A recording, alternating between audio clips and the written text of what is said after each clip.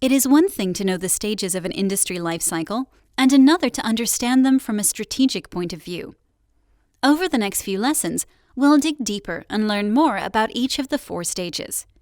Here, our focus will be the introduction stage, the infancy of an industry. As we already know, it is characterized by low industry awareness among customers, technological uncertainty, high capital needs, and low levels of competition.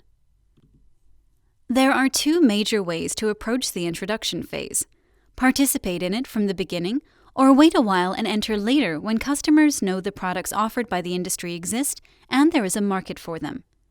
So, what should a firm do? Is it better to act as a pioneer, or is it preferable to be a late entrant? Well, there isn't a right or a wrong answer. Some managers see a lot of value in innovating.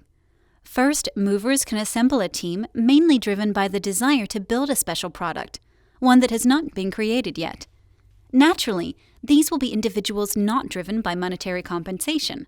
They are attracted by the idea. Frankly, this is the type of motivation you want on board initially. People inspired and willing to go the extra mile because they want to create something great. In addition, first movers gain a valuable advantage in terms of know-how. They are the first ones to get their hands dirty and can learn from their own experience. By the time competitors enter the market, first movers will have a well-trained team that understands the product and has a clear idea of how it can be improved.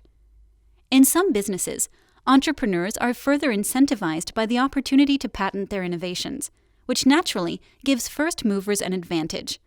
The sooner they start working on a product, the likelier it is they can patent some of its features, which will make things very difficult for competitors. An example of a successful company that acted as a first mover in its market is Amazon.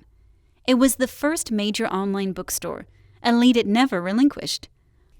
Most colleges use Amazon's competition against Barnes & Noble as a case study example of first-class strategy applied in practice. Amazon grew its product offering, developed sophisticated algorithms to predict customer preferences, and developed highly specialized logistics skills, coupled with the ability to manage a huge inventory of goods. They simply knew what they were doing. However, the company acting as a first mover is not necessarily the one winning the race in the long run. Sometimes it's advantageous to be a late entrant. The introduction phase is almost always unprofitable. There are significant costs for product development and marketing. Research and development teams need financing. Marketing runs expensive informational campaigns. It is very difficult to break even. Technological uncertainties can be high, and there are no guarantees that a new technology that is much better wouldn't come up from somewhere. So, can we agree that participating in the introduction phase is very risky? Great. Some managers prefer to be more cautious. That's true mainly for larger companies that have an established core business and are unwilling to allocate resources and deal with new concepts.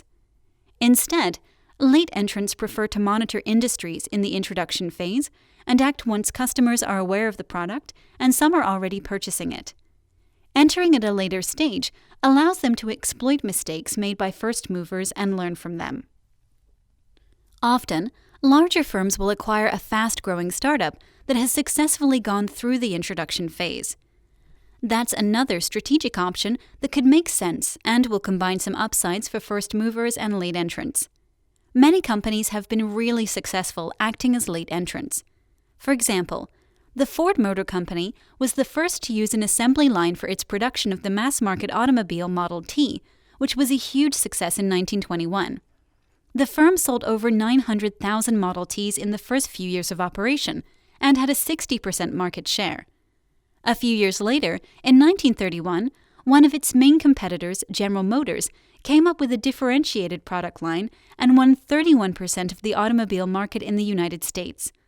First mover advantage didn't impede General Motors to take over the market and remain its leader until 2005. Okay, great. This does it for now. In our next lesson, we'll learn about some strategic subtleties in the growth phase. Thanks for watching.